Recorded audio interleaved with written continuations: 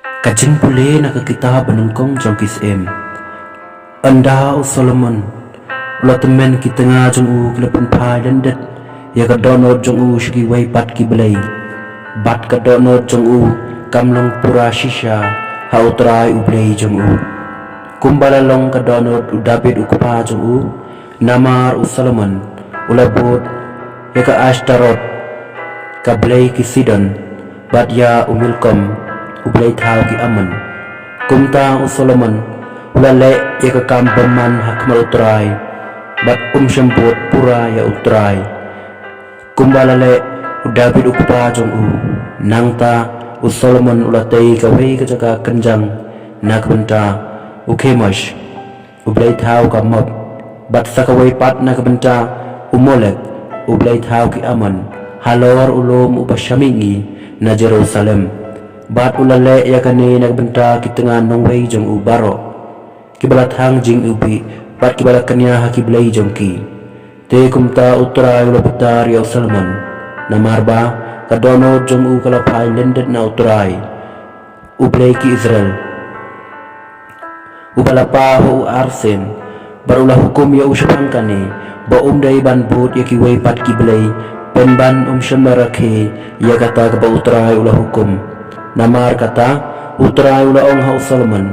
Namar bakani kaladon ha ka jingmut jongpi pat pemrakesyo ya ka jutang jonga bade ka an jonga ki pangala hukum ya pi ngan sakani no da shisha ka jinglong sem na pi bat ngan ai no ya ka ha usyakri jongpi.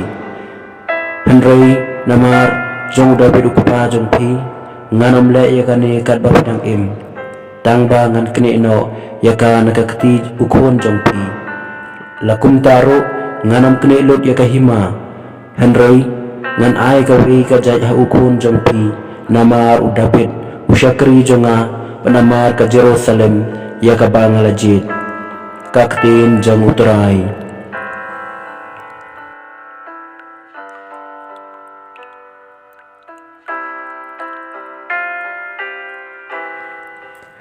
Kajing pulay naga gospel bukhud katkum u Markus. Hakata kapor u Jisu ulayang marulay no isyakatan Tirus bat Sidon. Ulalay rung hagaway gaying bat syam lakwa bantip mano manuro penban la banri.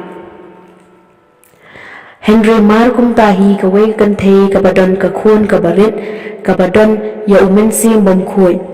Kalyo asngaw siya pangjung kalawan bat kaladam krup hakikijat jong u.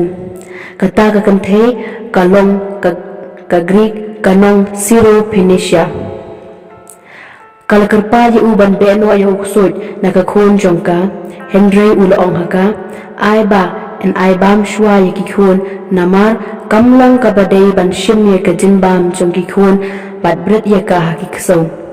Henry kalajuba haoy go try wat kikso po kami kibam ya kilengkot lengkai babrat kikun ti uloong haka bapiong hado kata to kilet suk sila kaying uksoy ulami nakakun jong pi kumta kalet pa siya ying berkalasyam makakun kabatia ajentia baduksoy ulami no kani gospel jong tura.